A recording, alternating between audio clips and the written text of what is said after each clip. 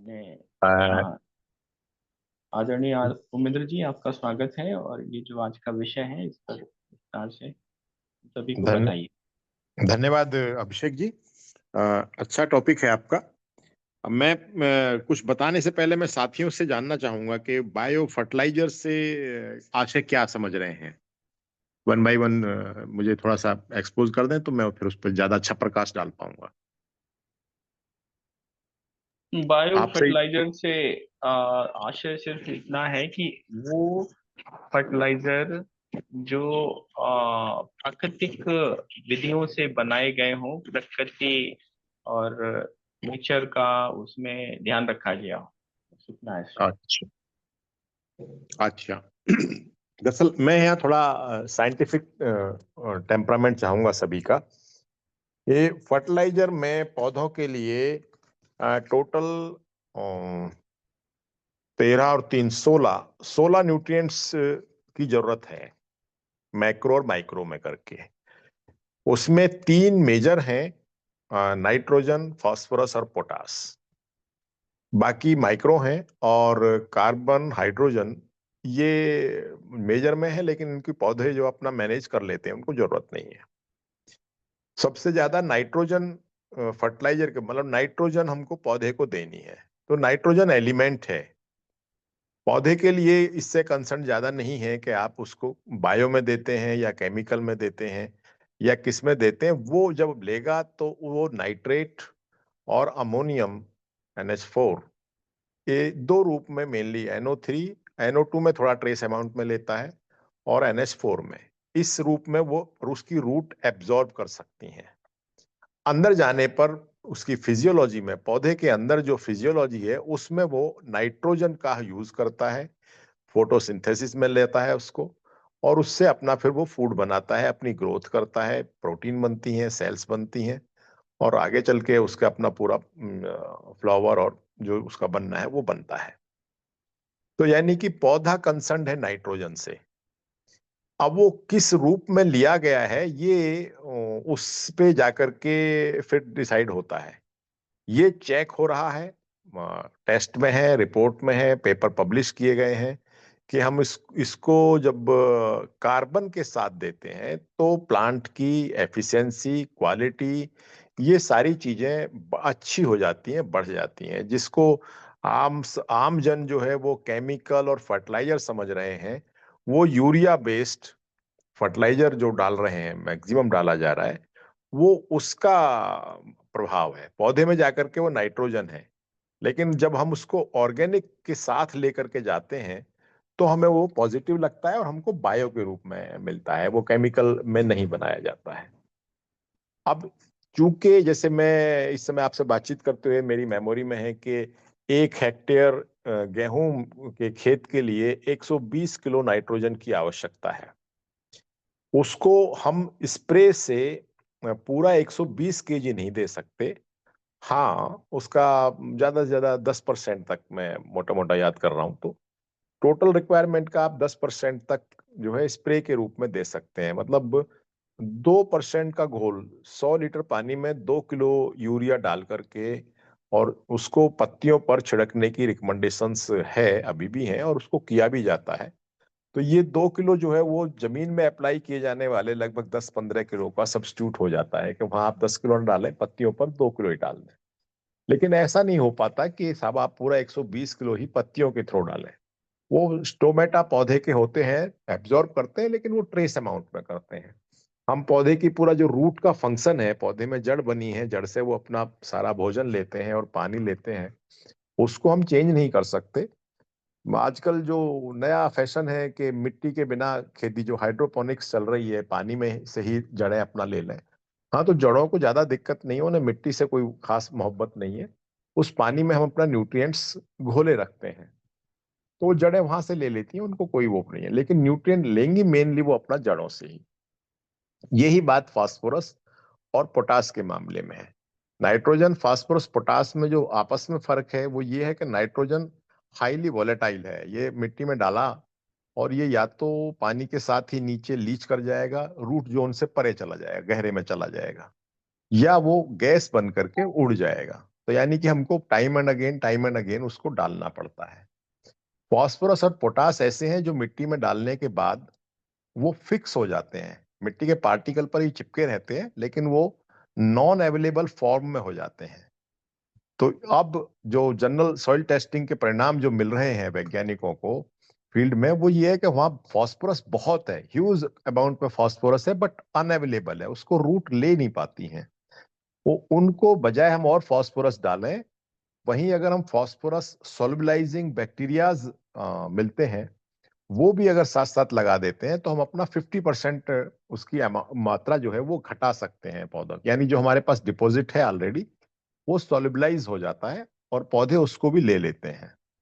Nitrogen के मामले में जो अच्छा वो है, वो ये है कि जितने भी लेग्यूम्स वाले पौधे हैं, चना है, मटर है, और दालें जितनी भी हैं, अरहर की है, उड़द की है, ये और कुछ बड़े ट्रीज भी हैं इस कैटेगरी में, इनकी जड़ों में ग्रेन्यूल्स होते हैं, एक गांठें सी होती हैं, या कभी उखाड़ के देखें आप पूरा पौधा तो गांठें सी होती हैं।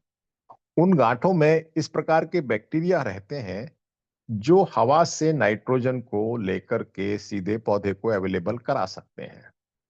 तो यानी कि जो लेग्यूम्स वाली फसलें हैं, उनको खुद को नाइट्रोजन की बहुत कम जरूरत होती है, और बाद में वो जब हम फसल काट लेते हैं तो भी हमारे खेत में ज्यादा मात्रा में नाइट्रोजन जमीन में फिक्स कर देते हैं, जो बहुत अच्छी क्वालिटी की होती है। क्योंकि आप सभी वाकिफ हैं कि एनवायरनमेंट में more than 80%, around 82% nitrogen environment में है। तो पौधे के आसपास इतनी अच्छी नाइट्रोजन है, लेकिन पौधे उसको ले नहीं पाते हैं। ये कुछ पौधे हैं जो लेग्यूम्स वाले हैं, उनकी जड़ों में बैक्टीरिया होने के नाते वो नाइट्रोजन हमको वहां से मिल जाती है। फॉस्फोरस सोल्बलाइज करके ले सकते हैं। पोटास में ये दोनों नियम लागू नहीं है। पोटास हम अपना अप्लाई करते हैं, हाँ वो वेस्ट नहीं जाता है, वो भी जमीन में लगभग लगभग इमूवेबल पोजीशन में रहता है, और उसको ग्रेजुअली हम इस तरह से अप्लाई कराते हैं, दूसरी चीजें लगाते हैं, तो उससे वो हमको पौधों को मिलने लगता है।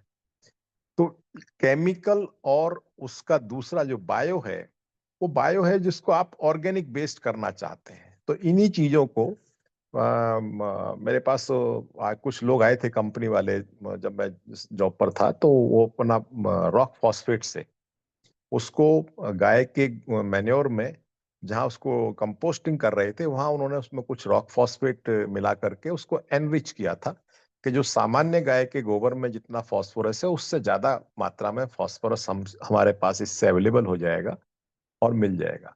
मैं बेसिक लाइन आप सभी को बताना चाहूं तो ऑर्गेनिक कंटेंट की हमारी मिट्टी में ज्यादा कमी है, जिसके दुष्परिणाम हम इस रूप में देख रहे हैं। अगर हम ऑर्गेनिक कंटेंट बढ़ा देते हैं मिट्टी में, जिसके लिए बहुत अच्छा सोर्स जो है वो गाय का गोबर ही है, बहुत पहले से सदियों से है, और उसके बाद जो खेत का वेस्ट होता है जितना भी, वो वहीं डिकम्पोज कर लिया जाए।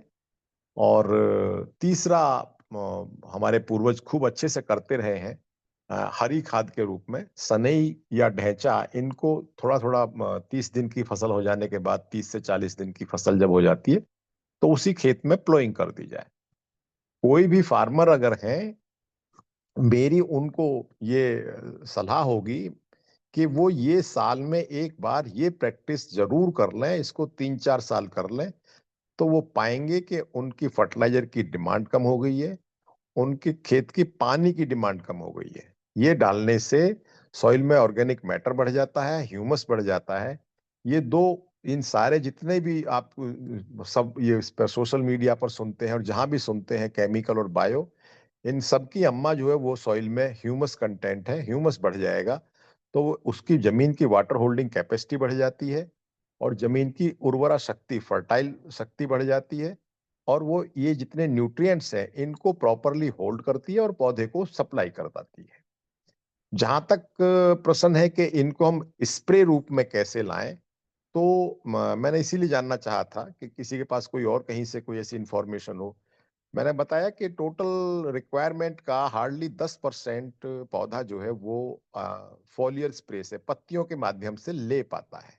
यानी कि रूट का काम रूट ही करेंगी, उसको हम पत्तियों के द्वारा उसके पेट में डालना चाहें, ऐसा इंट्रावेनस इंजेक्शन लगने जैसी रिसर्च कहीं नहीं है। भोजन मनुष्य पेट से खाए और उसको डाइजेस्ट करे और तब शरीर में लगे, बजाय इसके कि नहीं साहब इसको तो सारा ग्लूकोज और प्रोटीन जो है हम इसकी नसों में डाल दें, वो अभी स्टैंडर्डाइज साइंस नहीं है। इमरजेंसी में और जरूरत में उतना किया जाना उचित है। इसलिए बायो फर्टिलाइजर के बारे में मैं ये बात नहीं कहूंगा। जो बायो फर्टिलाइजर की बात है वो बस यही है कि वो लेबोरेटरी में केमिकल से तैयार नहीं किए गए हैं, उनको ऑर्गेनिक फॉर्म में तैयार किया गया है। तो हाँ, वो अच्छे हैं, रिकमेंडेड हैं और उनके अच्छे परिणाम भी हैं।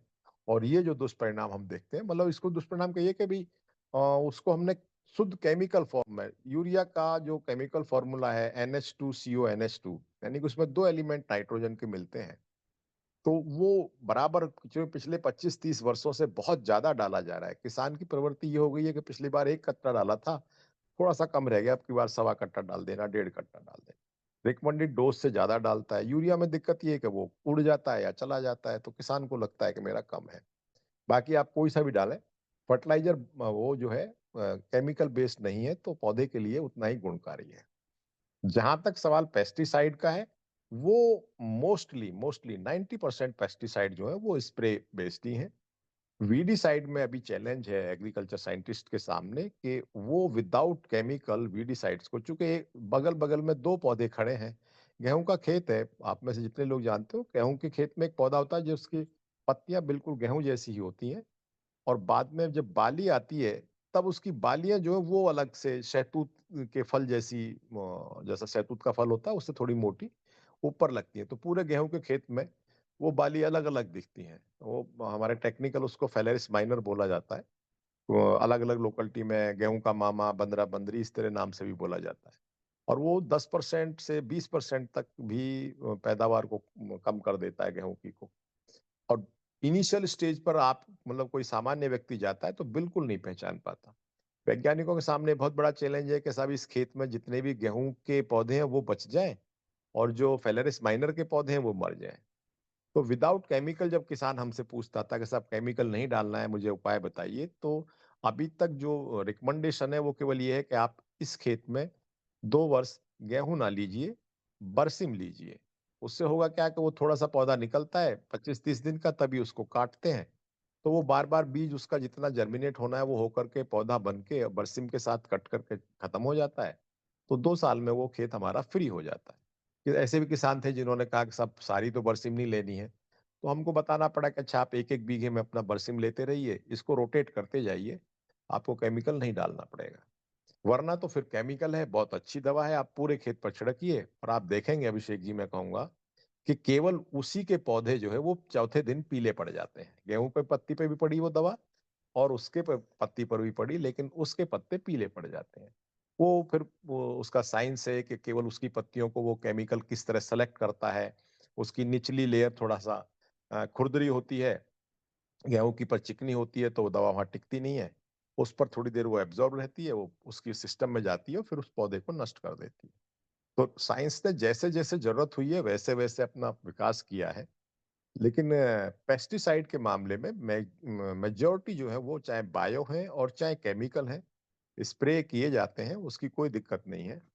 पेस्टिसाइड में अब इधर जो फैशन है बायो का, और सरकार भी बहुत जोर दे रही है, सिस्टम भी बहुत जोर दे रहा है, क्योंकि सभी लोग इस बैकग्राउंड से हैं और उसको, उसके जो परिणाम दुष्परिणाम है उनसे सब वाकिफ हैं। तो हाँ, कुछ बहुत अच्छे पेस्टिसाइड्स जो केमिकल नहीं हैं और बड़े इफेक्टिव हैं, वो डेवलप हो गए हैं। मैंने एक दिन पिछली अपनी चर्चा में थोड़ा सा बताया था डिटेल में, मैं रिपीट कर देता हूँ। ट्राइकोग्रामा एक वो है, पेस्टिसाइड है जो अच्छे अच्छे पेस्ट को किल करने के लिए है। और ये आपका ट्राइकोग्रामा, ट्राइको कार्ड मिलता है जिस पर हम अंडे चिपका करके फार्मर को देते हैं। ट्राइकोडर्मा एक वो है अच्छा फंगल, जितने भी फंजीसाइड बेस्ड डिसीज पौधों पर आती हैं फंगल कहीं है, तो ये ट्राइकोडर्मा एक एंटी फंगल है, उसका आप घोल करके और स्प्रे किया जाता है, सक्सेसफुल है वो। अगर आपको पौधे पर लग रहा है, बड़ा पौधा है, मैं ये भी 2-3 बाद अपने सामने पौधा है उस पर कराने वाला हूँ, तो वो अच्छा सक्सेसफुल है। मिट्टी में लगता है तो मिट्टी में उसको एज ए पाउडर ही डाल दीजिए, कोई दिक्कत नहीं है। लाइकवाइज बिवेरिया बेसियाना एक अच्छा एंटी वो है इंसेक्ट, कीड़े अगर पौधे पर आ रहे हैं, वो काट रहे हैं या उस पर चिपक करके उसका रस पी रहे हैं, पौधे को बीमार कर रहे हैं, तो बिवेरिया बेसियाना मतलब अबाउट 90% इंसेक्ट्स पर अच्छा कामयाब है। नीम ऑयल का बड़ा अच्छा उपयोग किया जा रहा है। ये सब बायो पेस्टिसाइड है, इसमें कोई सी में कोई केमिकल नहीं है। नीम ऑयल से सामान्य जो कीट है, छोटे छोटे हल्के कीट है, वो नीम ऑयल का स्प्रे करने से उसकी लेयर चूंकि कड़वी हो जाती है, उसके कीट के मतलब की रहती नहीं है, वो उस पर नहीं आता है। और हमारी जो मेन फसल है, मैंने पीछे बड़ी सक्सेसफुली टमाटर की फसल को बचवाया है किसानों के यहाँ जो है, कि उनको जिसमें बड़ा भारी 3-4 स्प्रे टमाटर पर वो किसान करते थे, और उनको लगातार ट्रेनिंग दी गई, 3 महीने तक बराबर क्लोजली मॉनिटर किया गया, और सक्सेसफुली रहे, वो बचा पाए, कीड़े नहीं आए। बाद में वो गिनार जो अंदर से चल के आने वाली थी वो आई, तो उसको भी फिर दूसरी टेक्निक से कंट्रोल किया गया, और बिल्कुल बिना किसी केमिकल के हम उनकी फसल लेने में कामयाब रहे। तो bio fertiliser, bio pesticide, bio insecticide और वीडीसाइड, ये चारों पांचों जिनमें केमिकल यूज होता है, ये अल्टरनेटिव्स और ये प्रैक्टिसेस यूनिवर्सिटीज में फॉलो की जा रही है, रिसर्च की जा रही है। अभी तक जो अवेलेबल ज्ञान है वो इतना है। मेरी चर्चा इतनी थी। आपका इसमें जो प्रश्न होगा तो मैं कोशिश करूंगा बताने की। धन्यवाद उमेंद्र जी। मुझे एक बहुत अच्छी चीज निकल के आई जी। कि ये जो भ्रांतियां हैं हमारे किसान समाज में और खास तौर से समाज सेवियों में भी, तो इन पर स्पष्टता आनी बहुत जरूरी है। और ये भ्रांतियां जो हैं, ये जब तक दूर नहीं होंगी तब तक इसी तरह की ऊहापोह की स्थिति बनी रहेगी। तो ये जो तरीका है कि साइंस से दूर रहकर हम जो कुछ पुराने नुस्खे हैं उन्हीं को बिल्कुल सच मान लें, और सभी इलाजों का एक ही दवा, जालिम लोशन, वो उस तरह की जो सोच बनी हुई है, जी। तो उससे जब तक हम लोग निकलेंगे नहीं, हमारे बुद्धिजीवी वर्ग नहीं निकलेगा, हमारा समाज सेवी वर्ग नहीं निकलेगा, और जो पर्सनल बाइसेस हैं उसको जब तक छोड़ेगा नहीं, और जो हाँ। जहां से भी अच्छा जो मिले उसको लेने की पद्धति में नहीं आएगा, तब तक समस्याएं शायद वैसी रहेंगी। तो ये एक विषय है। मेरा अनुरोध है आप सभी वैज्ञानिकों से, आपके माध्यम से, जी। जी। कि ऐसे सोशल गैदरिंग, जैसे मैं सोशल गैदरिंग बोलता हूँ, हाँ। यहाँ पे लैंग्वेज जो होती है थोड़ी रॉ होती है, कच्ची लैंग्वेज होती है, या थोड़ी सी वैसी होती है, अक्खड़ वाली। और जो हाँ। साइंटिफिक कम्युनिटी है वहाँ पर जो लैंग्वेज होती है, जो वहाँ पे जो शब्द यूज होते हैं, शब्दावली इस्तेमाल होती है, और जो आम बोलचाल की भाषा में होती है, वो कई बार थोड़ा सा अलग होता है, क्योंकि ऐसा मैंने हाँ। कुछ मीटिंगों में आई भी देखा। आई तो एग्री, इन आई सब एग्री। चीजों पर अगर हम लोग बीच का कुछ रास्ता निकाल लें, और एक ऐसा एसओपी तैयार करें, एक ऐसा सिस्टम तैयार कर लें, तो ये जो हमारे साथ तो सैकड़ों ब्लॉक के लोग जुड़े हुए हैं, अलग अलग हम्म। क्षेत्र में काम करना चाहते हैं, कुछ वो करना चाहते हैं, तो उनको हम रिजल्ट दे पाएंगे। और अगर हम रिजल्ट दे पाएंगे, ये जो भी चर्चा हो रही है ये सारी रिकॉर्डेड है। कल को अगर हम्म। हम चाहेंगे कि उमेंद्र जी के सारे चर्चाओं पर हम एक पुस्तक निकालें, तो वो पुस्तक भी निकल सकती है यहाँ से। तो हाँ। कहने का मतलब ये है कि ये सारी जितनी भी चर्चाएं हैं, चाहे वो ब्रिगेडियर साहब की हों या वो हों, सही वक्त आने पर इन सबका एक विस्तृत डॉक्यूमेंट तैयार हो जाएगा, और उसको सभी के अवलोकन के लिए उपलब्ध करा दिया जाएगा। तो हमारा प्रयास ऐसा होना चाहिए कि हम एक इतिहास बनाने की दिशा में चलें, और एक ऐसी व्यवस्था दें जो अभी तक शायद नहीं है, और अगर हम दे पाए तो उससे लोगों का, किसानों का और आम जनता सभी का भला हो पाएगा। मैं आग्रह करूंगा डॉक्टर ब्रिगेडियर राजा राम यादव जी से कि वो आए और इस विषय को आगे बढ़ाएं। ब्रिगेडियर साहब। जी, सभी को नमस्ते।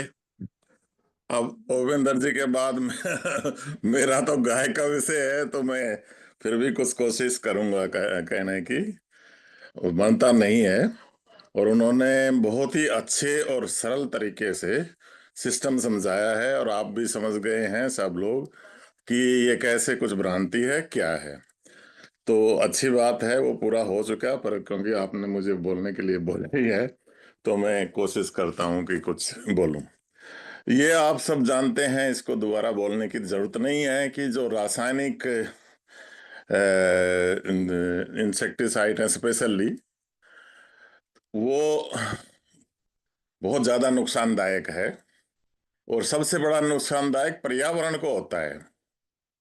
जिसमें आप हमारी मिट्टी है, तो मिट्टी में वो जाएंगे, डालने के बाद नीचे से पौधे से भी जाएंगे, तो मिट्टी में माइक्रोब्स भी हैं, हो सकता है यूजफुल में माइक्रोब्स पे भी असर डाले। और दूसरा जल है। जल में तो वो नदियों में भी जाएंगे और फिर हमारे पीने में भी आएंगे, और वो भी फिर हमारे या पशुओं के शरीर में या पौधों के शरीर में जाएंगे। और तीसरा वायु है। वायु तो आप देख ही रहे हैं कि उसमें किस तरह से ये भी जब स्प्रे करते हैं तो वायु में भी घुलते हैं, और कितने ही तो किसान स्प्रे करते करते ही डेथ तक भी हो जाती है। तो ये चारों तीनों जो हमारे मेन सोर्स है सबसे करता है। चौथा सोर्स है भोजन। भोजन में हम जैसे इस तरह का जो खाना खाएंगे जो रासायनिक स्प्रे होगा, और उसके सीड में जो भी भोजन है, इवन सब्जियों में भी वो रह जाते हैं, फलों में भी रह जाते हैं, तो वो भोजन में जाएंगे, हमारे शरीर में इंटर करेंगे। इनमें ज्यादातर जो रासायनिक इनमें केमिकल होता है, जो कीड़े को मारने के लिए होता है, तो कहीं कहीं वो हमारे भी अंदर नुकसान करता है। तो सबसे बुरा असर स्वास्थ्य पे होता है। और स्वास्थ्य में ना ये इरिटेट करते हैं, जब ये केमिकल हमारे कहीं भी जाते हैं तो इरिटेट करने से सबसे बड़ा डेंजर कैंसर है। कैंसर, आप जानते हो कि कैंसर क्या है? कैंसर कुछ नहीं है। एक तरह की सेल जब इरिटेट हो जाती है तो वो अपने तरह की ही ग्रो करने लगती है। वो ट्यूमर फॉर्म में हो सकता है, वो ब्लड कैंसर में हो सकता है, वो कई चीजों में हो सकता है। तो वो जो ये इरिटेशन से इसमें ज्यादा असर करता है। और ये कैंसर के केस आगे बताने की जरूरत नहीं कि कहाँ बठिंडा से कैंसर ट्रेन तक चलती है, और वहाँ ज्यादा यूज हुआ था उसका, तो बहुत बुरा हाल हो गया है। दूसरा इसका, इन केमिकल्स का जो हमारे अंदर चले जाते हैं, चाहे रेस्पिरेशन के थ्रू जाएं, चाहे पानी के थ्रू जाएं, चाहे भोजन के थ्रू जाएं, तो वो असर डालता है न्यूरोलॉजिकल प्रॉब्लम। जो अभी आप देख रहे हो ना कि स्पेशली बुढ़ापे में जो ज्यादा हो जाता है तो ब्रेन सेल को ज्यादा इफेक्ट करते हैं। और तीसरा जो इम्पोर्टेंट है हेल्थ, ये एनिमल्स पे भी है, तो मैं एनिमल के एंगल से ज्यादा कह रहा हूं। तीसरा, ये हमारे यहाँ जो सबसे ज्यादा इफेक्ट है एनिमल्स में, वो है प्रजनन प्रतिक्रिया। उनका प्रजनन, अभी गाय को दोबारा एक बार बच्चा दे दिया, दोबारा उसमें बहुत दिक्कत आ जाती है अगर इस तरह का उसके प्रजनन में डिफेक्ट आता है तो ये इस तरह का तो नुकसान करते हैं। सभी नहीं, इसने बताया जो जैसे भी बताया है कि जिसमें कुछ केमिकल इतने खतरनाक है वो करते हैं, ऐसा नहीं कि सारे ही करते हैं। वो अविंदर ने किल कर दिया, उसमें कुछ नहीं करते। और अगली पांचवी सबसे बड़ी जो डिफिकल्टी है, वो जैविक विविधता को खत्म करती है। हमारे किसान भी क्या करते हैं कि इस गेहूं में या इसमें, और हमारे साइंटिस्ट भी अविंदर एग्री करेंगे कि हम ऐसी फसल को ज्यादा बढ़ावा देते हैं जिनमें इस तरह के कीटाणु उसका असर कम हो, तो वो फिर धीरे धीरे किसान बोना बंद कर देते हैं। तो जैविक विविधता, चाहे गेहूं की और चाहे सभी फसलों की हो, जैविक विविधता पे भी बड़ा असर पड़ रहा है, जो अभी जी से जी जी, एक ही तरह बिल्कुल। की फसल होने लगती है। जी, बिल्कुल और सही कह रहे हैं। जो जो जो मिट्टी की गुणवत्ता है उसको कम करती है, क्योंकि इसमें वो माइक्रोब्स और वो कार्बन वगैरह और उसका असर ज्यादा नहीं होने देती, तो मिट्टी की गुणवत्ता में भी अगले साल के लिए कम करता है। इसीलिए तो अविंदर जी ने एडवाइस कर दिया है कि हम लोग फसल चक्कर, क्योंकि हमारे यहाँ बहुत कॉमन है ज्यादातर तो कि यहाँ इस खेत में हर साल 10 साल तक गेहूं ही बोएंगे, इस खेत में सरसों ही बोएगी, इस खेत में ये बोएगा। उसके कुछ कारण भी हैं किसानों के पास, क्योंकि कहीं पानी कम है तो वो सरसों बोते हैं, कहीं कुछ है। तो लेकिन वो फसल चक्कर इस काम के लिए बहुत जरूरी है। इन्होंने बताया कि कोई नाइट्रोजन फिक्सेशन बैक्टीरिया होते हैं, फास्फोरस और पोटास फिक्सेशन बैक्टीरिया वगैरह जो होते हैं, वो वो तो किसी किसी फसल में ज्यादा होते हैं, वो उन्होंने बता दिया, तो मैं उसको ज्यादा जिक्र नहीं करता हूँ। तो ये तो इनके नुकसान हो गए। तो अब अल्टरनेटिव क्या है? अल्टरनेटिव भी इन्होंने डिस्कस कर दिया कि इस तरह के गुड स्प्रे वाले पेस्टिसाइड और चाहे वुडीसाइड हो, ये आने की कोशिश है। पर उनमें एक जो हम बहुत बार डिस्कशन कर चुके, वो है जैविक खेती की तरफ बढ़ावा। तो जैविक खेती में तो इस तरह के केमिकल की बिल्कुल मनाही है। तो फिर वो जैविक खेती पे जाएंगे तो शायद उसमें उसमें ये इस तरह की प्रॉब्लम नहीं आएगी। दूसरा है एकीकृत कीटनाशक प्रबंध, जिसको आईपीएम बोलते हैं हमारे एग्रीकल्चर साइंटिस्ट। तो वो वो एक एकीकृत माने कई चीजों को मिला के, जिसमें केमिकल रासायनिक खतरनाक रासायनिक ना हो, वैसे हो सकते हैं। इन्होंने भी जो जिक्र किया है वो एक जरूरी है। तो उनका बता दिए हैं इन्होंने सारे एग्जाम्पल, आप मेरे को दोबारा बताने की जरूरत नहीं। जैविक कीट नाशक भी कुछ तैयार हो रहे हैं, जैसे बताया ही है इन्होंने, इतने इंसेक्ट हैं, इतने बैक्टीरिया हैं, इतना वायरस है, इतना फंगस है। तो उस तरह के भी हैं जो जैविक है, तो वो हमारे शरीर पे या पशुओं के शरीर पे ज्यादा इफेक्ट नहीं डालेंगे। लेकिन उस जैविक से जैविक मतलब बैक्टीरिया से बैक्टीरिया का नाश हो गया, फंगस बैक्टीरिया को भी खा जाएगा, वायरस को भी खा जाएगा। तो इस तरह की होती है। फसल चक्कर तो है ही। अब ये जैविक उर्वर इन्होंने पूरा डिस्कस कर लिया है। तो उसमें मैं ये जो इन्होंने सारी बात बताई है, लेकिन मैं ये कहना चाहता हूँ कि किसान को जनरली किसान ये सोचता है, और हम लोग भी ये सब एडवाइस करते हैं, गाय के गोबर पे तो मैं बाद में आता हूँ, कि ये जैविक जो है ना, ये हम रिप्लेस कर दें यूरिया को। और इनको जो सिंथेटिक कहूंगा मैं उसको, केमिकल यूरिया और जो भी पोटाश वगैरह है, ये इतने खतरनाक नहीं है जो मैंने 4-5 बीमारियां बताई। इसमें इतना रोल नहीं है, पर इनका एक्सेस यूज खतरनाक हो सकता है। तो ये, क्योंकि ये तो हमारे ऑर्गेनिक खाद से भी ये यही चीज आएगी, यूरिया पोटाश, ये सारी चीज आएंगी। तो इसमें किसान को प्रॉब्लम क्या है, और जो हमारी जो ज्यादा से इसको यूज करने से हो क्या गया है, जैसे यूरिया है उसमें 46% नाइट्रोजन है। अभी इन्होंने जिक्र किया 1 हेक्टेयर में कितना नाइट्रोजन चाहिए, 120 किलो। तो इसमें से ये जो हम कोई भी खाद अच्छा सा बना के गोबर का रीज डालते हैं, उसमें 1.5% नाइट्रोजन निकलती है। तो किसान शॉर्टकट मारता है। तो वो इसलिए कि यूरिया डाल दिया, फिर इसमें बड़ा मेहनत। अब एक एक हेक्टेयर के लिए कम से कम 60 क्विंटल वो चाहिए, ये इस तरह का खाद। तो वो 60 क्विंटल डालेगा, वो कॉस्टली भी पड़ेगा। तो वो सोचता है चलो 2 कट्टे 3 कट्टे यूरिया ले लिया। तो इसको हम धीरे धीरे क्या, जैसे एक जमीन का पार्ट है, उसमें थोड़ा थोड़ा करके हम जैविक की तरफ जाएं। और उसमें इन्होंने जो कार्बन बताया है, सारी चीजें बताई है, और गाय का गोबर का बताया है, तो वो बढ़ाते बढ़ाते फिर इसको कम रिड्यूस करें, और एक्सेस यूज ना होने दे, किसान को भी समझाते हुए। तो ये इस तरह हम कर सकते हैं। फिर अगला जो इन्होंने बताया ना, एक तो नाइट्रोजन और जो भी और ये इनका एलिमेंट्स हैं, वो जमा करना है पृथ्वी में, कार्बन जमा करना है। दूसरा, उसको जिन्होंने ह्यूमिडिटी उसकी रिटेन की पावर हो, ह्यूमिड बने रही बने, वो बहुत जरूरी है। इसमें एक मेरी भी स्टडी है और वो सबको जानकारी भी है। गाय के गोबर में कैपेसिटी है, वो करीब करीब अपने से 8-9 गुना ज्यादा पानी रिटेन कर सकती है। तो ये जब पानी ऊपर वो काफी दिन तक रिटेन रखेगी, वो नीचे नहीं जाएगा या इधर उधर नहीं जाएगा। तो ये गाय का गोबर का एक एडिशनल गुण है। तो उसमें डालोगे तो उसमें ये आ जाएगी। तो और एकीकृत प्रबंधन ये बोल ही दिया है इन्होंने। जैविक कीट प्रबंधन ये भी ज्यादातर बोल ही दिया है। फसल चक्कर आप सब समझते हैं। और आईपीएम सिस्टम इन्होंने अच्छा कर दिया है, इंटीग्रेटेड पेस्ट मैनेजमेंट। तो उनमें ये सब चीजें चाहिए। और तो ये इनके, ये छोटा सा मेरा आइडिया था।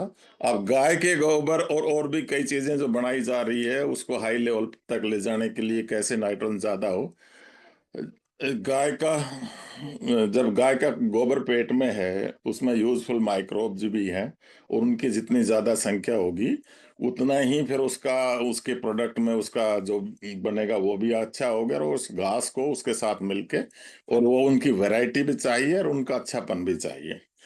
अब जब गाय का गोबर बन के उसका जो ये सब एब्जॉर्ब हो जाते हैं, बैक्टीरिया कुछ मरे हुए आते हैं जो व्हाइट सी लेयर आप गोबर में देखते हैं, बाकी तो जिंदा तो वहीं रह जाते हैं। फिर वो दोबारा से नई घास आती है, वो जुगाली करती है, उसके साथ मिक्स होकर नई नई की प्रोसेस करते हैं, तो कुछ डिस्ट्रॉय भी होते हैं, वो बाहर गोबर के साथ आ जाते हैं, पर उसमें कुछ जिंदा भी हैं। तो इसको फर्दर इसको कुछ अनडाइजेस्ट भी पोर्शन हो सकते हैं जो इन बैक्टीरिया में काम नहीं किया, लेकिन ये बैक्टीरिया एनोरेबिक होते हैं। ये जो गाय का गोबर और ये सारा जो धरती में बैक्टीरिया है यूजफुल या तो कार्बन बढ़ाने के लिए, ये उसका भोजन है। अब इस गाय के गोबर को आप एक जैसे वाइन बनाते हैं, इसमें ले जाके और इस भोजन को अनडाइजेस्टिव है या कुछ और डालकर उसको उसको फर्दर डाइजेस्ट करें, तो एक बोतल में जैसे कुछ लोग बेचते भी हैं इस तरह का बनाया हुआ, तो वो जो खाद बने, वो जो उसका कंप्लीट जो स्प्रे लायक खाद बनेगा, स्प्रे लायक उसमें जो केमिकल आएंगे, वो कॉस्टली भी है, और शायद वो फर्दर उसका काफी अच्छा यूज हो जाता है, ऐसा भी आगे किया जा रहा है। तो मैं बस इतना ही कहना चाह रहा था। धन्यवाद, आपने चांस दिया। मैं उसमें ऐड ऑन करूंगा, एक क्वेश्चन है, बल्कि अभिषेक जी एक बार आईआईटी कानपुर के एक सज्जन आए थे जिन्होंने 300 कुछ केजी पर हेक्टेयर का नाइट्रोजन आने का चैलेंज किया था, और मैंने उनसे आगे बात भी करनी चाहिए थी, लेकिन वो बन नहीं पाई है। अगर वो ऐसा कर पा रहे हैं, उनकी रिसर्च ऐसा बोल रही है, तो it will be a revolution in agriculture field. वो आगे बढ़े, वो मतलब बढ़ना क्या है, वो एक पैकेट हमें उपलब्ध करा दें, वो थोड़ा सा दिखा दें कि साहब ये चीज है, इसको ऐसे यूज करने से 300 केजी पर हेक्टेयर की नाइट्रोजन हमको मिल गई है। इतना मेरा उस समय भी था। वैज्ञानिक यहाँ तक करते हैं, मैं छोटा सा एक अनुभव और शेयर कर लूंगा, थोड़ा समय है भी। चने के पौधे पर एक गिंडार लगती है, और जब एक बार लगती है तो बहुत तेजी से फैलती है, बहुत तेजी से। आज किसान देख के आया, उसने हार्डली मानिए कि 5% पौधों पर एक दो गिनार देखी थी। और अगर 5वें दिन वो जाएगा तो उसको हर पौधे पर 15 20 50 तक छोटी छोटी गिनार, इवन वो तो पत्तियों पर लटकी हुई नीचे को लटकती दिख जाती हैं। शहतूत किसी पत्ती छोटी छोटी गिनार होती हैं। मैंने खुद देखा है उसको, इतनी तेजी से बढ़ती है। उसको एक एक मादा उसकी जो है 80 से ज्यादा अंडे देती है, और वो तीसरे दिन निकल आती हैं। और कंट्रोल करने का तरीका देखिए, आप सब लोग जान करके ताज्जुब करेंगे। इन्हीं गिंडार को इकट्ठा किया गया, इन्हें कुचल के पीस के इनका लिक्विड बनाया गया, और ये लिक्विड 2 दिन रखने के बाद स्प्रे किया गया है, और यही उन सभी गिंडारों को मार देता है क्या कि इनके अंदर एक वायरस है। उस वायरस, जब इनको हमने इकट्ठा किया पहले और फिर इनको कुचला गया, तो उस वायरस को बढ़ा दिया हमने, उसकी पॉपुलेशन, इनको मार दिया। और वो जब इनके ऊपर बॉडी पर स्प्रे होता है तो वो इन सब गिनारों को मार डालता है। तो वैज्ञानिक भी अपना कुछ कुछ दिमाग कुछ कुछ लगाते रहते हैं, बराबर कर रहे हैं। जहां जहां कामयाबी मिल जाती है वहां से केमिकल को फिर एक तरह से रिप्लेस कर सकते हैं, कर रहे हैं, ऐसा कुछ नहीं है। हाँ, किसान को अब आदत हो गई है कि वो और कोई चीज लेना नहीं चाहता है, वो बस सीधे जाके दवा मांगता है और ला करके छिड़क देता है। ये ग्रीन रिवॉल्यूशन का जो है ना दुष्परिणाम साथ साथ आया है। ग्रीन रिवॉल्यूशन से पहले, जैसे इसी का आप मानिए कि भाई यूरिया का केस लीजिए, तो जो हमारी अपनी इंडिजिनस गेहूं की वैरायटीज हैं, उनमें नाइट ना उनकी इतनी पैदावार होती थी, 25-30 क्विंटल पर हेक्टेयर की पैदा थी, और ना नाइट्रोजन की इतनी ज्यादा जरूरत थी, तो हमारा गाय के गोबर से, गेहूं उसके खाद से अपना काम चल जाता था। अब जब हम 60 क्विंटल पर हेक्टेयर की पैदा ले रहे हैं उसी खेत से, तो उसको नाइट्रोजन चाहिए, जो अब फिर हमको सिंपल इससे नहीं होती है। ये हमने किसान को शुरू शुरू में ट्रेनिंग दी, 65 ऑनवर्ड्स किसान को बराबर ये सिखाया गया कि आप इसमें यूरिया डालिए, इस तरह डालिए, इतने दिन बाद डालिए। अब वो ट्रेंड हो गया, अब तो किसान खुद जानता है इस बात को कि अच्छा मुझको इसमें यूरिया लगाना है। तो ये चैलेंज है हमें अपना प्रोडक्शन मेंटेन रखने के लिए, और उसके लिए धीरे धीरे अब काफी ऑर्गेनिक फार्मिंग की तरफ हर जिले में काफी काम हो रहा है। और देखिए कहाँ तक कामयाबी मिलती है। ये 2 पॉइंट मैं इसमें और ऐड इन करना चाह रहा था। जी अभिषेक जी। धन्यवाद ओमेंद्र जी। आपने ये जो जिक्र किया, एक मेरा पर्सनल भी काफी लोग कर रहे हैं। नीम का जिक्र आ गया, धतूरे का जिक्र, और एक आक होता है जो आप सब तो जानते ही हैं, जिसमें जी जी जी। मैंने तो बीमारी लगी हुई नहीं देखी, तो उसका हम्म। स्प्रे भी बहुत यूजफुल पाया गया है। वो हाँ। जनरली कोई कीड़ा कुछ भी नहीं लगता। तो जैसे नीम के हैं, वो मेरा पर्सनल भी यूज किया हुआ है। उसको जो जी आप इवन ये कोई भी बनाते हो गाय के गोबर से, उसमें 10-15 पत्ते ये के भी डाल दें, तो शायद वो उसका ओवरऑल काफी इम्पैक्ट होता है। धतूरे का भी ऐसे ही बताया गया है। एक दो बात और भी है जो हमारे आचार्य जी हैं, कार्यकर जी, वो शायद इसको अच्छी करें, कि जैसे ये तो आपने बता ही दिया कि एक एक छोटा सा कीड़ा देखें तो फिर वो एक ही दिन में इतना बड़ा हो जाता है। तो कीटों की पहचान किसान को जैसे ही दिखे वो बड़ी तेजी से एक्शन होना चाहिए। तो कीटों की निगरानी रखना भी बहुत जरूरी है। और उसमें एक जगह कहीं मैंने ये भी देखा था कि जैविक तरीका भी है, रासायनिक तरीका भी है। अच्छे रसायन का एक्शन थ्रेशोल्ड देखना है, लेकिन कई जगह मेंशन है सांस्कृत तरीका भी कीटनाशक को रोकने के लिए है। शायद वो ये बताएंगे जी।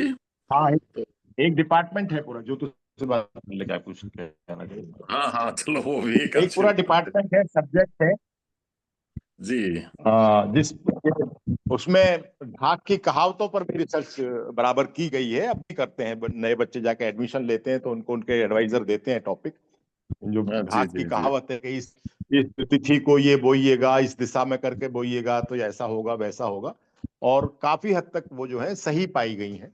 उन चीजों का इनकार नहीं है। और आग का जो आपने प्रयोग बताया बिल्कुल सही बात है, उस पर कोई इंसेक्ट लग ही नहीं सकता। उसका अपना जो दूध है वही इतना पॉइजनस है उन सबके लिए। तो इस प्रकार की चीजें यूज की जा सकती हैं। वो हमें फिर आगे इकोनॉमी की देखनी होती है उनका, किसान को, कि भी वो कितना वायबल है, कितना सस्ता है। वो आग इकट्ठा करना, उसका दूध इकट्ठा करना, क्या उसकी कॉस्ट पड़ती है और फिर आगे क्या मिलता है। ये उसमें चैलेंजेस रहते हैं बराबर जो है। बाकी छोटे अब मोटे जैसे केमिकल में हैं। तो अभी लेटेस्ट जो मैंने देखा है वो प्रोडक्शन से ज्यादा तो फिर ये जो वैल्यू एडिशन वाला जो आइटम है वहां हो रहा है के साथ। जी वो तो आपने बता हेलो। ही दिया कि उन्हीं इंसेक्ट्स। हेलो। हेलो। जी जी, बोलिए जी वो। जी हाँ जी राजा। नहीं नहीं, बस आपकी आवाज कट रही थी जी। जी तो ये जैसे लेडी बग वगैरह है, कुछ यूजफुल इंसेक्ट है, वो तो आपने बता ही दिया है ज्यादातर। पिछले बार भी अच्छा बताया था। जी जी जी। ये जो ट्रैप है, इंसेक्टिसाइड ट्रैप है, और हाँ। ऐसे ऐसे कुछ इंसेक्ट भी है कि जो इनको खाते हैं, तो वो भी शायद कुछ बीच में काम आए। तो हाँ कर रहे लेकिन हैं। जी जी, धन्यवाद साहब, बस इतना ही कहना था मैंने। जी अभिषेक जी। धन्यवाद। धन्यवाद ब्रिगेडियर साहब, धन्यवाद उमेंद्र जी। इसमें दो पक्ष आए। एक मतलब दोनों ही साइंटिफिक पक्ष हैं। अब इसमें सिविलाइजेशन जो एडॉप्टेड जो तरीके हैं, मतलब सभ्यता आधारित जो चीजें लोगों ने सीखी जानी, और उसका प्रयोग और उसका जो अनुभव है उस पर हम लोग थोड़ा सा बात करेंगे। जो हमारे साथी हैं, बुजुर्ग हैं और बहुत सफल हैं, तो उनको बारी बारी से बुलाते हैं। अ, मैं आदरणीय श्री आचार्य विजय कार्यकर जी और सुमेर सिंह राजावत जी को आमंत्रित करूंगा, क्योंकि ये विषय भी सुमेर सिंह राजावत जी द्वारा सुझाया गया था। और ये विषय उस दिशा में बढ़ रहा है या फिर उसमें जो चीजें छूट रही हैं उसको कृपया सुमेर सिंह जी जोड़ें और फिर विजय जी उसको आगे बढ़ाएं। सुमेर सिंह राजावत जी। सभी को प्रणाम।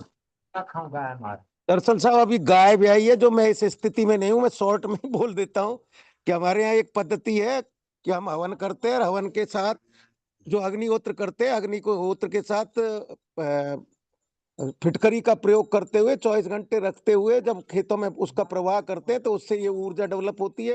एक हम पुरानी पद्धति हमें याद आती है, जहाँ एक दल के साथ दो दलीय व्यवस्था पहले से थी। एक दल बोते हैं, जैसे गेहूं के साथ अगर चना बोया जाता है तो चना दो दलीय होता है, गेहूं एक दलीय होता है। जो चना है वो उसको ऊर्जा प्रदान करता है। वैसे भी पेट दर्द हो जाता है तो उसमें चने का की जो वो खारस आती है उसके पेड़ को धो के उससे करते हैं तो उससे वो ठीक होता है। इस तरह के प्रयोग हम करते रहते हैं।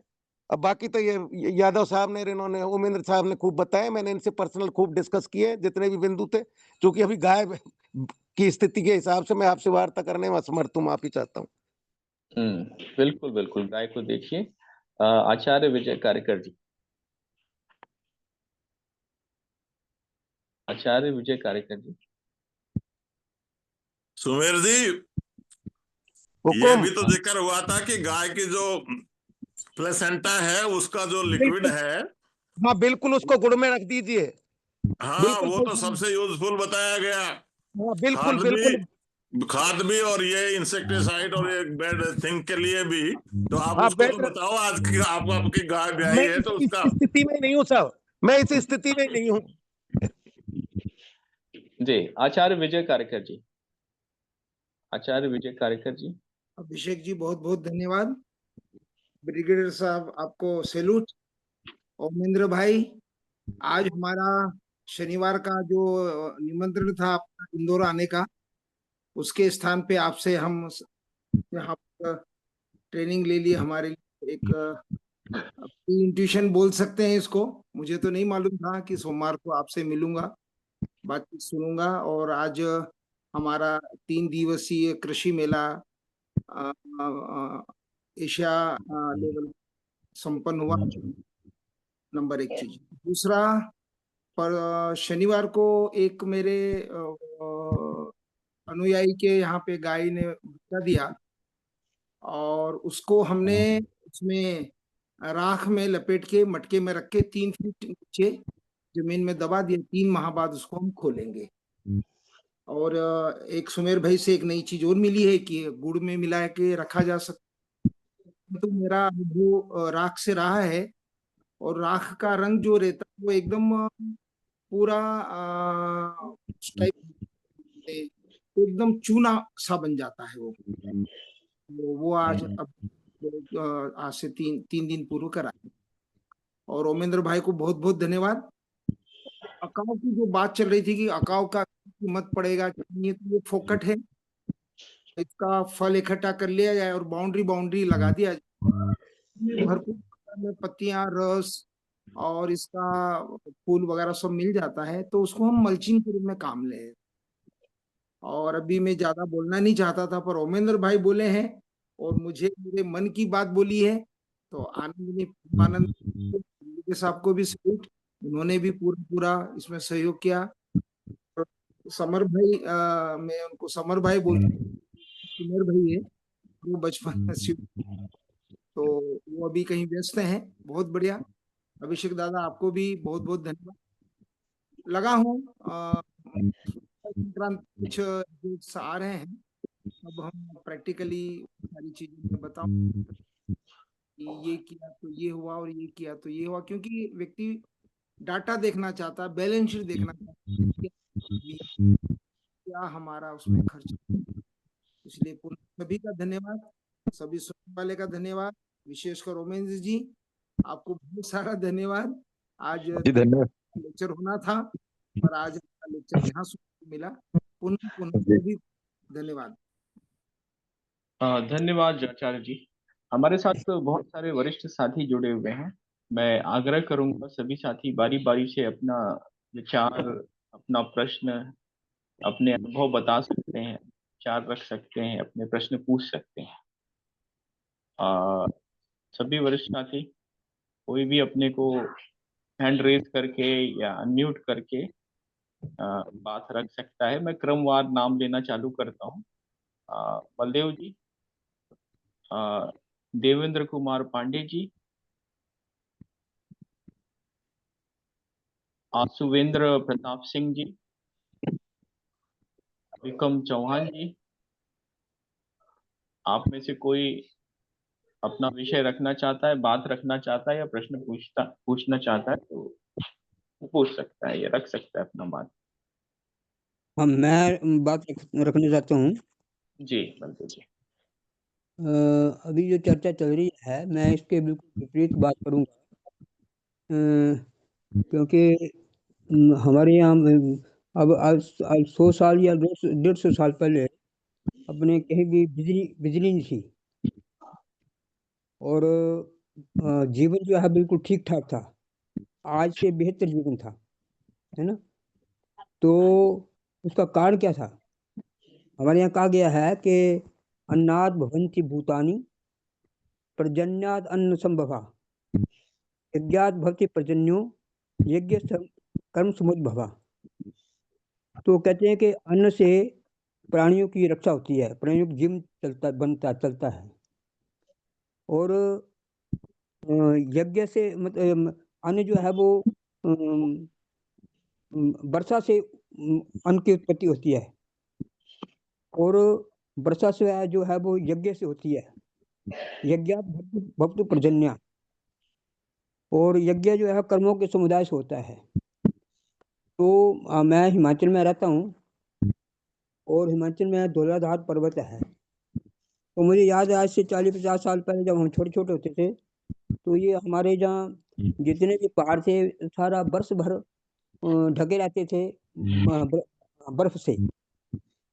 और उस बर्फ की जो शीतलता है वो पूरे देश में मतलब जाती थी। जैसे हमारे जो आंध्र प्रदेश है, जितने भी पश्चिमी देश हैं, अपन दक्षिण देश हैं, दक्षिण प्रांत हैं, तो वहाँ गर्मी बहुत होती है।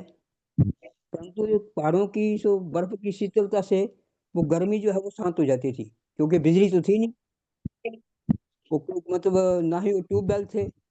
अब तो सारा आर्टिफिशियल हो गया, बिजली के ट्यूबवेल होंगे और वहां से पानी नीचे से निकालेंगे और खेतों की सिंचाई करेंगे। परंतु पहले क्या होता था कि अपने आप समय पर बरखा होती थी, बरसात के समय बरसात होती, धान के फसल उस बरसात से होते थे। और सर्दियों में बर्फ गिरता था, और सर्दियों में झिमझिम बरसात होती थी। तो हर ऋतु में वो जो जितने भी हमारी आवश्यकता अनुसार अन्न होता था, फल होते थे, वो सब अपने आप हो जाते थे, और किसी प्रकार की कोई कष्ट नहीं करना पड़ता था। गाय का गोबर, उसकी खाद। परंतु अब जो जितना भी हमारे यहाँ मतलब ये आर्टिफिशियल सिस्टम आ गया, और इसी से सारी बीमारियों का उत्पत्ति हो गई है। तो मैं ये कहना चाहता हूँ कि जो हमारे प्राचीन काल की जो पद्धति थी, उस पद्धतियों को अगर हम अपनाएं, उसका पुनः प्रचलन करें, तो फिर हम सुखी रह सकते हैं, दूध निरोगी ठीक रह। ठाक हो तो ले लेंगे, थोड़ा लेंगे। तो अब इस बात में क्योंकि लोगों को ये अब बात अखरेगी भी नहीं, क्योंकि जो मैं बात कर रहा हूँ तो आपके गले में उतरेगी नहीं, किसी के गले में।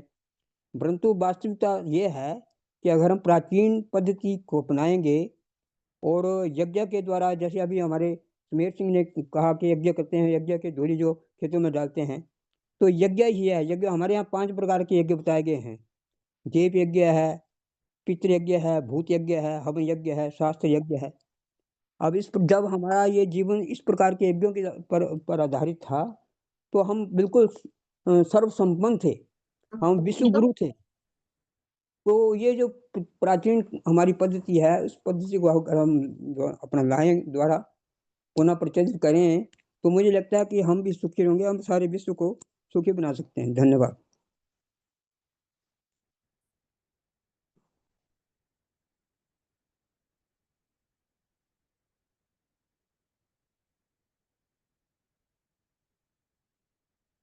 सभी महान भावों को मेरा राम राम स्वीकार हो।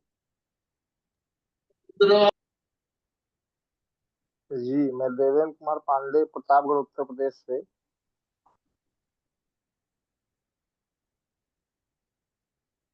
मेरी आवाज सुनाई पड़ रही है सर?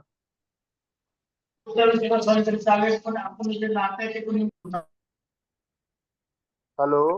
जी देवेंद्र जी बोले, सुनाई दे रहा है आपकी आवाज। जी जी सर, हम लोग जो है 10 साल से केमिकल युक्त कर रहे थे।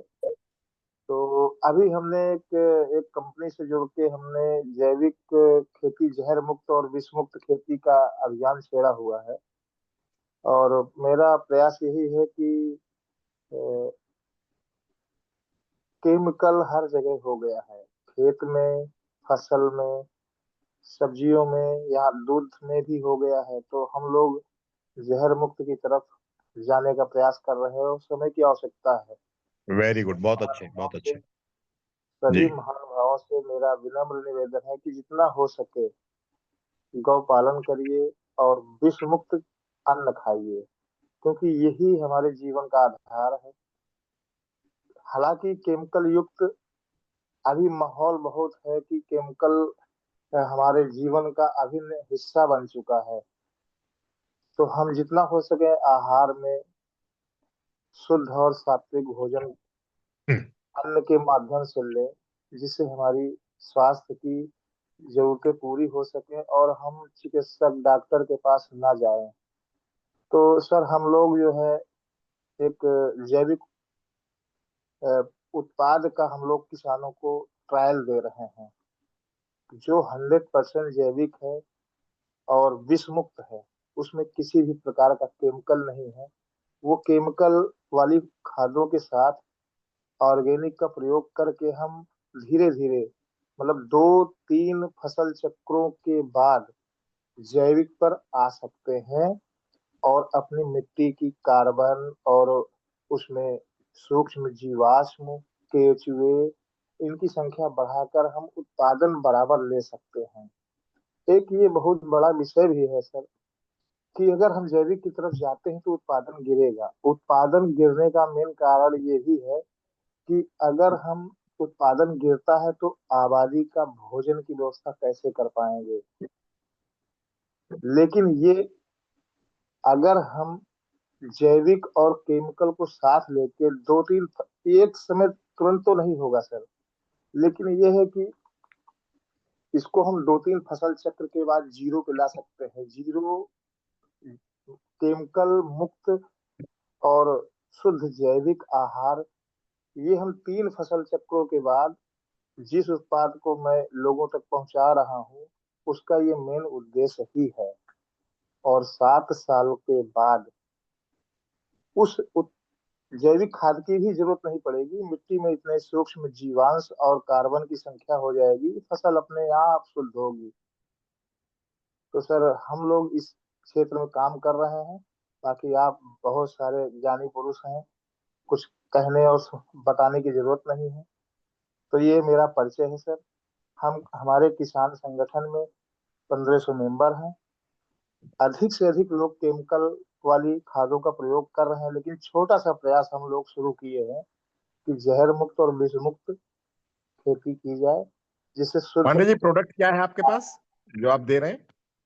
सर ये प्रोडक्ट है, 1 kg है, 1 बीघे के लिए होता है। हम्म, और 1 kg है सर 1 बीघे के लिए। नहीं, क्या चीज है? ये है जैविक खाद है सर, उसका नाम है मल्टीप्लायर। और मल्टीप्लायर रासायनिक खाद के साथ, जैसे प्रथम बार में आप डालते हैं तो आधा कर दीजिए मात्रा, सीधे 1 बीघे में जो भी आप यूरिया, डीएपी या अन्य चीज डालते हैं उसको, उसकी मात्रा आधा करके 1 किलो आप इसको गेहूं में, धान में, सरसों में, चना में, मटर में, सब्जियों में, फूल में या बागवानी फसलों में यूज कर सकते हैं। देवेंद्र जी, ये क्या चीज है वो 1 किलो? सर वो जैविक खाद है, गाय में के जैविक, गोबर से बनाई हुई खाद है। गाय के गोबर में आपने क्या किया उसमें? वो सर एक किसान है अमरजीत चौरसिया, धुले हम्म, महाराष्ट्र के। हम्म। उन्होंने 10 साल रिसर्च किया और उस प्रोडक्ट को बनाया। तो वो भी नहीं किसान ही नहीं, है उन्होंने हमारे यहाँ बनाया, के। आप क्या बना रहे हैं उसमें, कैसे करते हैं, मैं ये जानना हम चाह रहा हूँ। लोग हम लोग उसको किसानों को दे रहे हैं सर। नहीं नहीं, करते कैसे हैं? गोबर की खाद, गोबर लिया आपने गाय का, फिर? नहीं, हम प्रोडक्शन नहीं करते हैं सर, हम किसानों को अच्छा, डायरेक्ट देते हैं, उनको पहले डेमो देते हैं। आप यानी वहां से मंगाते हमें, हैं?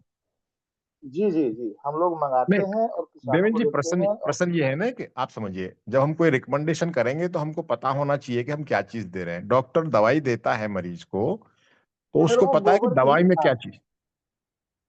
वो हम्म। गोबर से ही बनाई गई खाद है। उसमें कोई भी, उसमें सूक्ष्म जीवाश्म जो जीवाणु हैं, वो 1 ग्राम में 1 करोड़ की संख्या है सर उसकी। नहीं नहीं, अच्छी बात है, एक गोबर से करोड़ बनाई गई है। सूक्ष्म जीवाणु है उसमें, और वो मिट्टी में जाके फसलों की वृद्धि और मिट्टी को सुधारने का काम करते हैं। उसमें केंचुओं की संख्या बढ़ जाती है, तो कुछ समय बाद उसकी भी जरूरत नहीं पड़ती है। खेत इतना, मिट्टी इतनी शुद्ध हो जाती है कि तीसरी बार में ही आपका केमिकल की खाद छोड़ जाती है सर खेत से। और फिर हम आप उसको यूज करके 7 साल तक मिट्टी को शुद्ध करके, और फिर उसके बाद आप जैविक उत्पाद ले सकते हैं। तो ये गाय के बगैर तो संभव नहीं होगा सर। खुद ही लोग जैविक खाद बना के अपना यूज कर सकते हैं। ऐसे कोई जरूरी नहीं कि जो हम कह रहे हैं वो ले, या जो वो बना रहे हैं वो ले जाए। जैविक खाद, वर्मी कंपोस्ट, ऐसे चीजें हैं जी। क्या कहते हैं, जीवामृत है, घन जीवामृत है, अग्नास्त्र है, इन लोगों का प्रयोग करके भी हम मिट्टी को सुधार सकते हैं। चलिए, वेरी गुड। अभिषेक जी, अगले कोई वक्ता हूँ? जी धन्यवाद सर, धन्यवाद। जी, थैंक यू। जी। अन्य साथी अनिल राठी जी, आशुवेंद्र प्रताप सिंह जी, विक्रम चौहान जी, भूप किशोर सिंह जी, दर्शन सिंह यादव जी, दीपक अग्रवाल जी, अ, और राहुल अग्नोत्री जी, धनंजय सिंह जी, गौरव ठाकुर जी, आचार्य कल्याण आनंद जी, मदन लाल जी, राजीव पाल जी, आर के सिंह जी, शशांक जी, अ, भगवान सिंह जी। आप में से किसी साथी का कोई विचार है, कोई प्रश्न है, कुछ पूछना है तो पूछ सकते हैं। हमारे पास कुछ अभी मिनट है, और उसमें आप अपने विचार रख सकते हैं या प्रश्न पूछ सकते हैं। शशांक जी। जी नमस्कार। नमस्कार। हमारा कल का विषय और आज का विषय दोनों हम, दोस्त के अगर समझ है क्या? कल का विषय था स्वधर्म, है पेस्टिसाइड और फर्टिलाइजर। तो शशांक जी, आपके बैकग्राउंड में शायद कोई शोर है, थोड़ा उसको कम करिएगा, आवाज समझ में दिक्कत। सुन पा रहे? हेलो अभिषेक जी, आपके यहाँ से आ रहा है शायद? नहीं नहीं, शशांक जी के यहाँ से आ रहा है। शशांक जी के यहाँ से। ठीक, तो वो धर्म के बारे में, और ये अच्छा ठीक है, मैं समझ गया शशांक जी। आपका कहना है कि कल का विषय बिल्कुल में था, आज का डिफरेंट एरिया। मैं थोड़ा सा इसका जवाब देता हूँ कि क्या है कि मंडे को जो है हमारा उत्पादन कृषि से संबंधित विषयों पर चर्चा होती है। तो ये कृषि से संबंधित एक विषय है, उस पर हम लोग चर्चा कर रहे हैं। और ये विषय जो तय होता है, ये जो हमारे साथी लोग हैं उनके अनुरोध पर, उनसे चर्चा पे तय होता है। तो रविवार का जो हमारा विषय रहता है, वो विषय मूल रूप से हमारी सोच और हमारे सिद्धांतों के इर्द गिर्द रहता है। तो इस वजह से ज्यादातर उसमें धार्मिक, आध्यात्मिक विषय होते हैं। तो रविवार और सोमवार के विषय में हर बार आप इस तरह की भिन्नता पाएंगे। रविवार का जो विषय है उसका अलग वो है, पैटर्न है, और सोमवार का अलग है। ऐसे ही मंगलवार को जो है वो उद्यमिता पे हम लोग बात करने का प्रयास करते हैं। बुधवार को सहकारिता है। बृहस्पतिवार को सेवाएं हैं, जो सेवा क्षेत्र है। शुक्रवार को जो है शिक्षा और स्वास्थ्य है। और शनिवार को जो है वो सुधार, जो रिफॉर्म्स हैं, उन पर बात होती। तो इस तरह से 7 दिन को 7 अलग पैटर्न और अलग विषयों में बांटा गया है। और ये सभी एक दूसरे से भिन्न भिन्न है, लेकिन ओवरऑल अगर हम देखेंगे तो इसी में सारी चीजें समाहित हैं। तो ये कुछ पुराने जो एक शोध हुए और पुराने काम हुए, कुछ पुराने लोगों के जो विचार हैं उनके अनुसार कुछ वैसा एक समग्र होलिस्टिक प्रोग्राम बनाने का है। ये किसी एक पर्टिकुलर विषय पे नहीं रहता केंद्रित। दिन फिक्स है, उस दिन पे उस विषय को लिया जाएगा। जी। अन्य कोई साथी अपना कोई हो गया, बस खत्म है, हम बोल सकते हैं। प्रशांत जी आपकी तरफ से आवाज आ रही? व्यक्तिगत तौर पे हम लोग बात करेंगे। बाकी विचार कोई प्रश्न रखना चाहेंगे तो रख सकते हैं। अनिल राठी जी। अनिल सभी जी, को जय गौ माता, जय श्री कृष्ण। जय श्री कृष्ण। मैं तो जो बात अभी आज रखी है, तो आरणी में एक किसान है जो इस प्रकार का गाय के गोबर से ग्रैन्यूल्स बनाते हैं। वो ग्रैन्यूल्स आकर बेचते हैं, उसमें विविध प्रकार की औषधियां डालते हैं। वह यानी आयुर्वेदिक औषधियां डाल के उसके ग्रैन्यूल्स बनाते हैं, उसको सुखाते हैं। वो छोटे छोटे ग्रैन्यूल्स बना के उसको खाद में यानी खाद से ही छोटी छोटी ग्रैन्यूल्स बनाकर वो बेचते हैं। उसके रिजल्ट्स काफी अच्छे हैं।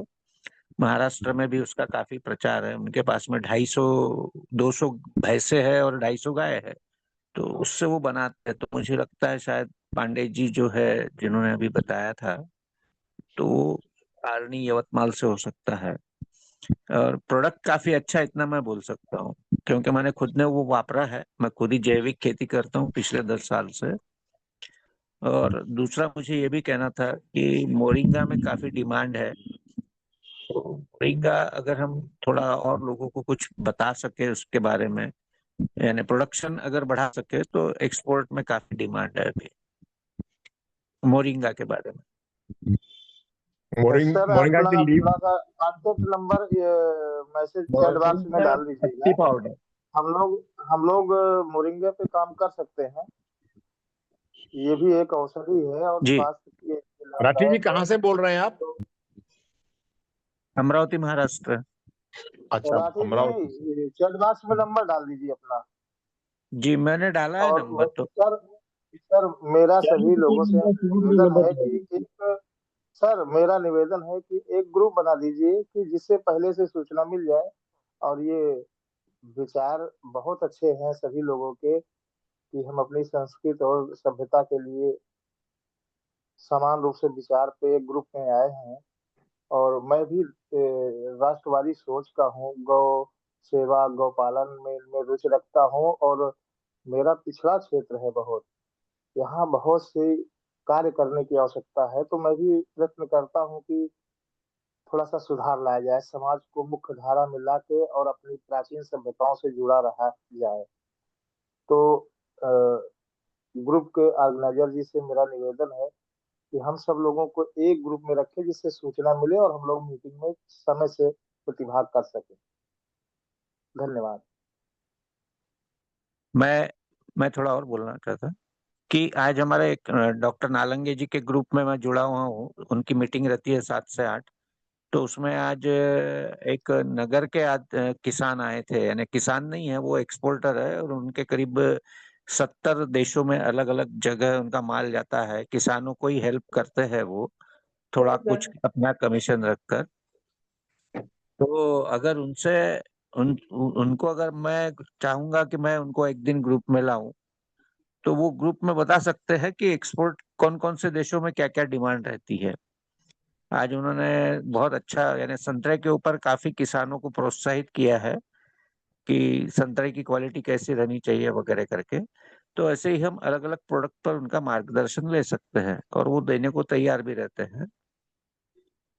बहुत बड़ा काम है उनका, लेकिन वो किसानों से जुड़ते रहते हैं।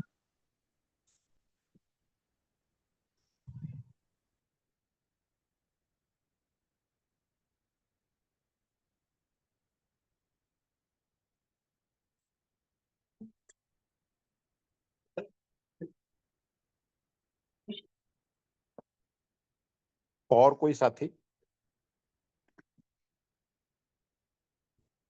अनिल जी, आपका संपर्क सूत्र डाल दीजिए चैट बॉक्स में।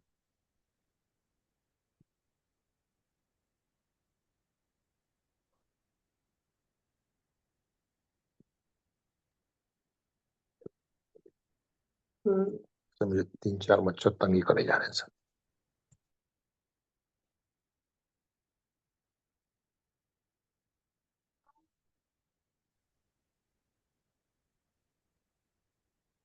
मच्छर तो तंग करेंगे उमेंद्र जी आपको, आप मच्छर मारने का सजेशन दे रहे हैं कि रासायनिक को हटा हाँ, रहे हैं कि केमिकल में मैं बिल्कुल केमिकल यूज नहीं करने देता कहीं भी, घर में भी जो है। आप ताजुब करेंगे, मैंने आज तक ऑल आउट नहीं लगने दी घर में, वेरी गुड वेरी गुड। क्योंकि मुझे मुझे डे वन से मालूम था इसमें साइपरमेथ्रिन होती है, और हमारे जी जी पेस्टिसाइड जी, में सबसे ज्यादा पॉइजनस केमिकल है साइपर वही जो है है। वही है, सही कह रहे हो। तो मुझे ये बात 92 में ही, जब ये आई थी लगभग ऑल आउट, अच्छा तब से ही अच्छा अच्छा, जी शॉर्टकट मारते हैं ना लोग, उसको टेस्ट वो तो पता तो लगता नहीं, जो नई चीज आ गई अरे ये बड़ी अच्छी है ये बड़ी अच्छी हाँ, है। ये बड़ी अच्छी है। बस ये होता है, जब तक वो कोई उसका टेस्ट वेस्ट, हमारे यहाँ कोई टेस्ट तो होता ही नहीं, ड्रग कंट्रोलर है, कौन सी आएगी क्या आएगी, उससे पहले ही वो अनिल पूरा जी, बाजार भर जाता है। अनिल जी से निवेदन है कि अंग्रेजी में नंबर डालें, थोड़ा हिंदी में समझ में कम आ रहा है सर।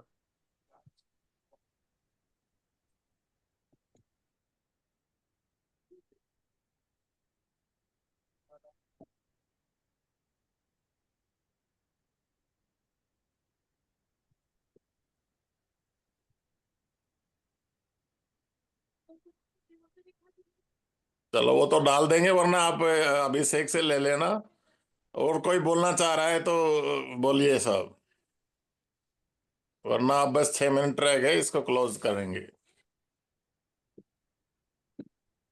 सर मैंने एक स्पेशल खाद बनाई थी बाड़मेर में, बाड़मेर बॉर्डर सिक्योरिटी फोर्स को मैंने सप्लाई की। उसमें खजूर था, गोमूत्र था, गोबर था, और कड़ी पत्ता था। कड़ी पत्ता नहीं, कड़ू कड़ी कड़ू नीम था, नीम का रस था।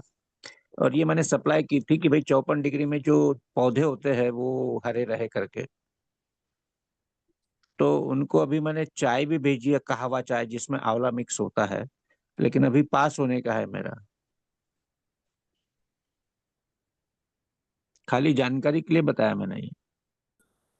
ठीक है, आप ट्राई करते रहिए, लेकिन ये सब चीजें जो हैं उसका जो क्या है उसमें क्या नहीं है, ये जो मेडिकल की चीजें हैं उनमें सबका कुछ कंट्रोल होता है, तो उसमें अगर पास हो जाए तो बड़ी तेजी से बढ़ेगी।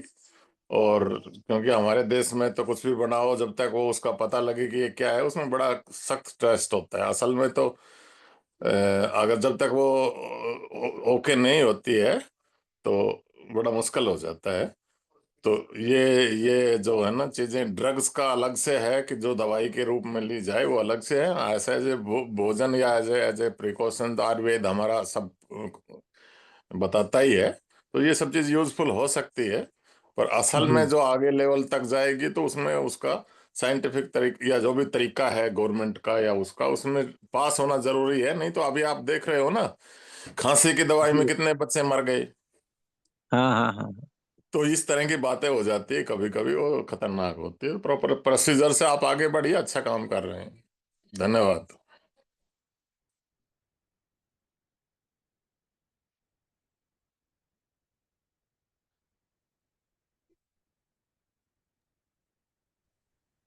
अभिषेक जी, मीटिंग ओवर की जाए। मेरे साथ इस वक्त कुछ लोग मौजूद हैं जिन्होंने ना सिर्फ पूरी घटना उस वक्त देखी है, सुनी है, बल्कि कई सारे जो उस वक्त घायल लोग थे, जो अनफॉर्चुनेटली मृतक भी थे, उनको वहां से निकाला भी है। इसी साथ है, कोई बात नहीं है तो मीटिंग छोड़ रहा हूँ फिर मैं। सबसे पहले उस हो गया ओमेंद्र जी, हो गया। वो अभिषेक जी कहीं होंगे, वो वहीं से हम्म। रिकॉर्डिंग क्लोज करते हैं, कर देंगे। हाँ आप हाँ, आप छोड़ सकते हो, आपका दो बहुत बहुत मिनट धन्यवाद। में हम लोग इसको बंद ओके कर सर, रहे थैंक हैं। You sir. मैं आग्रह ग्रुप के करता हूँ सभी लोगों कल्याण को आनंद दादाजी से राम कि राम, उसको धन्यवाद। सभी को धन्यवाद ज्ञापन करते हुए मीटिंग को समाप्त करें, अगर वो सुन रहे हैं तो।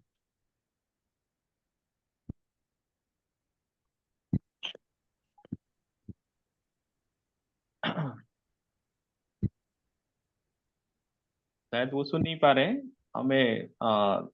सभी को हम धन्यवाद देते हैं। जिन साथियों को मैसेज नहीं मिल रहे हैं वो चैट बॉक्स में अपना नाम नंबर डाल दें, उनको सूचना मिलने लगेंगी। और एक लिंक भेजा है हमने, उस लिंक पे आप क्लिक करके और हमसे जुड़ सकते हैं, सूचनाएं सारी पा सकते हैं। तो ये दो तरीके हैं। और साथ ही साथ और कोई बात करनी है तो ये चर्चा को विराम